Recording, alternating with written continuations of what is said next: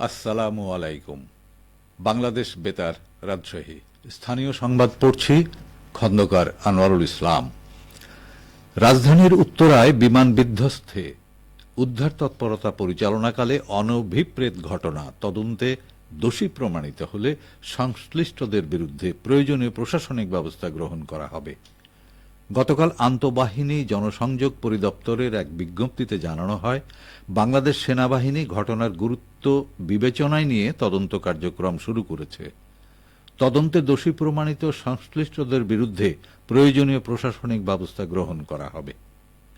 ISPR আরও জানায়, উদ্ধার কার্যক্রম চলাকালীন বিকেলের দিকে বারবার অনুরোধ সত্ত্বেও কিছু উৎসুক জনতা ঘটনাস্থল ত্যাগ না করায় উদ্ধার কাজে মারাত্মক প্রতিবন্ধকতার সৃষ্টি হয়।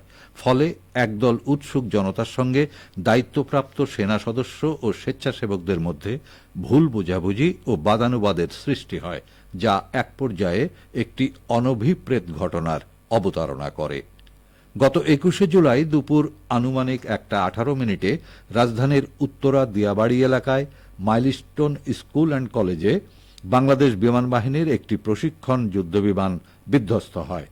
মর্মান্তিক এই দুর্ঘটনায় এ পর্যন্ত অন্তত ৩২ জন নিহত হয়, যাদের অধিকাংশই শিশু শিক্ষার্থী। আহত হয় আরও ১৫০ শতাধিক। দুর্ঘটনার পরপরই বাংলাদেশ সেনাবাহিনীর নিকটবর্তী ক্যাম্প থেকে সদস্যরা দ্রুততম সময়ের মধ্যে ঘটনাস্থলে পৌঁছে উদ্ধার কার্যক্রম শুরু করেন। ফায়ার সার্ভিস ও অন্যান্য সংস্থার সঙ্গে সমন্বিতভাবে আহতদের দ্রুত চিকিৎসা সহায়তা নিশ্চিত করতে তৎপরতা চালানো হয়।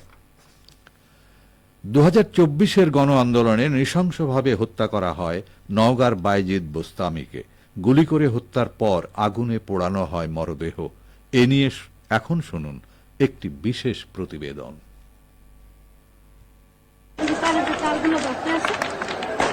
২৪-এর গণ আন্দোলনে এক বীভৎস ঘটনা ছিল ৫ আগস্ট আশুলিয়া থানার সামনে।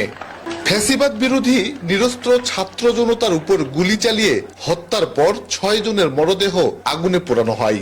ওই ঘটনায় শহীদ হন নওগাঁর ধামইরহাটের দরিদ্র পরিবারের সন্তান বায়েজিদ বোস্তামী। এখন তার পরিবারে শুধুই হাহাকার। সন্তানের ভয়াল মৃত্যুর কথা মনে করতেই কান্নায় ভেঙে পড়েন বোস্তামীর মা বেনোয়ারা। আমার ছেলে পুরে মারলো কি জন্য? শেখ হাসিনার বিচার নাই, সরকারের বিচার নাই। হাসিনাই তো মারিছে এটা আমার সন্তানকে। আগুনে পোড়ানোর পর বোস্তামীর মরদেহ পলিথিনে মুড়িয়ে স্বজনদের কাছে পাঠানো হয়েছিল। ঘটনার ১ বছর পেরিয়ে গেছে, তাই দ্রুত বিচার নিশ্চিত করার দাবি বোস্তামীর স্বজন ও প্রতিবেশীদের। ভালো তাই লেখাপড়ার জন্য ঢাকা গিয়েছিল, ঢাকা তাকে গুলি করে মারা হলো এবং তাকে আগুন দিয়ে পুড়িয়ে দেওয়া হলো। আগুন দিয়ে পুড়িয়েছে, এমনভাবে পুড়িয়েছে যে দেখার মতো আমাদের ক্ষমতা আর নেই। এই ছেলেটা অবশ্য খুব নিরীহ ছিল। এই জন্য আমরা গ্রামবাসী আমাদের এটাই আমাদের চাওয়া। বায়েজিদ বোস্তামীর পরিবারকে রাষ্ট্রীয়ভাবে সম্মান ও সহযোগিতা দেয়া হচ্ছে বলেন নওগাঁর জেলা প্রশাসক মোহাম্মদ আব্দুল আওয়াল।